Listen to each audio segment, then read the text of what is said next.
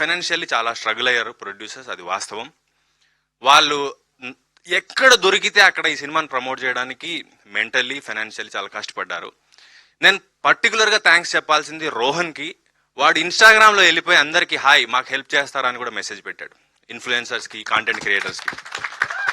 వాళ్ళు ఎవరో కూడా నాకు తెలియదు, వాడు అందరు పొద్దున్న లేసి అందులోనే ఉంటాడే, వాళ్ళందరూ చాలా వరకు రోహన్ అడగడానికి ఫ్రీగా కూడా చేశారు.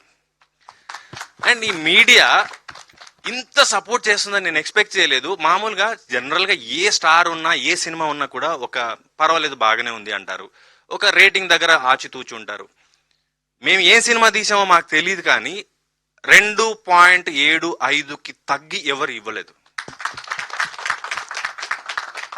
3 వస్తే సూపర్ అనుకుంటారు, 3-5 ఇచ్చిన వాళ్ళు కూడా ఉన్నారు. అండ్ ఈరోజు మేము జనం దగ్గరికి సినిమా తీసుకెళ్ళడానికి కష్టపడుతున్న క్రమంలో మీరు వచ్చి మాకు అండగా నిలబడ్డారు.